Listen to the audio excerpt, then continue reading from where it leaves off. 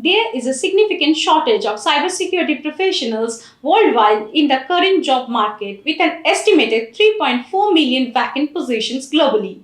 This puts immense pressure on IT teams who face increasingly complex cyber attacks daily. Hello and welcome to Varindia News Hour.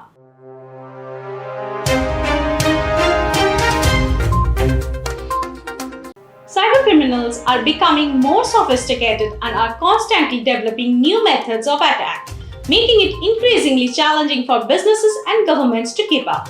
This is due to several factors, including the growing demand for cybersecurity services as more and more businesses going online and the lack of specialized cybersecurity education programs.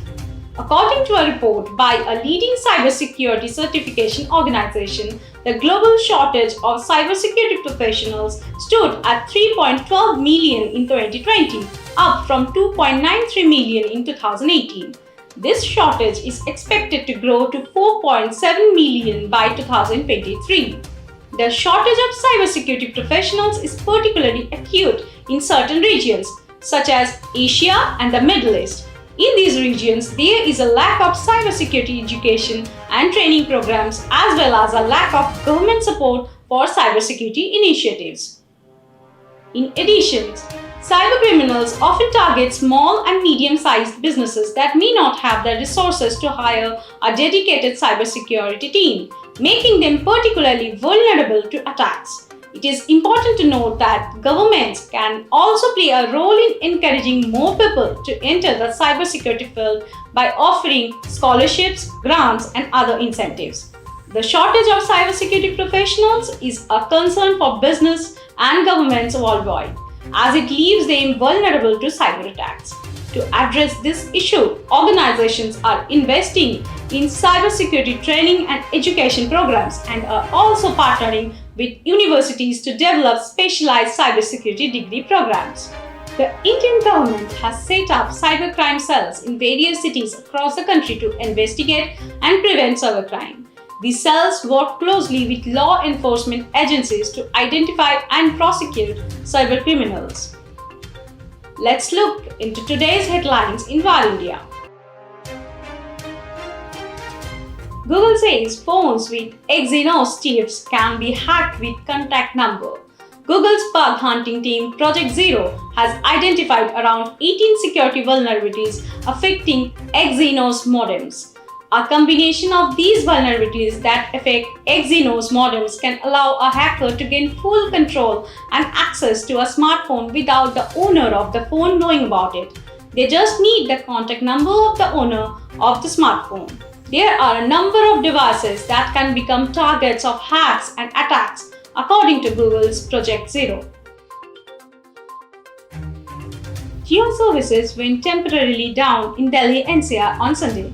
Jio users reportedly faced temporary outages across the Delhi-NCR region on Sunday. Many users even took to Twitter to share their grievances. Closest to 1,500 cases of instances of issues with Jio's network were detected. The more reported problems by users were no signal, mobile internet, and total blackout. While 63% of users reported no signal on their phone, 21% of users reported problems with their mobile network. Government working on non-personal data sharing standards. Apart from the Personal Data Protection Bill, the government is also in the process of spelling out the definition of non-personal data. Firms will not be free to just remove the name of the users from any dataset, make it anonymous, and use it for any commercial purpose. The India Data Management Office (IDMO) will prescribe the standards by which the companies will have to anonymize the data and then use it for commercial purposes for research and development, innovations, etc. India faces talent crunch in chip manufacturing plants. India is lacking skilled talent to handle chip manufacturing plants, and there will be a requirement of 10,000 to 13,000 human resources to meet the industry requirements by 2027. Ministry of Electronics and IT scientist E. Prashant Kumar said that India has a big pool of semiconductor design engineers, but to handle semiconductor plants, talents will initially come from overseas and gradually resources will be developed in the country. Google ceases remaining payment of maternity medical leave for sacked workers. Google is reportedly stopped paying ex-employees who were laid off while on maternity or medical leave. They will not be paid for the remainder of their time off. Over 100 former employees have formed a group called Laid Off on Leave to request that executives compensate them for the weeks and months they were authorized to take off prior to the January job cuts. That's all for now. Please like, share, comment and subscribe to Varindia News Magazine.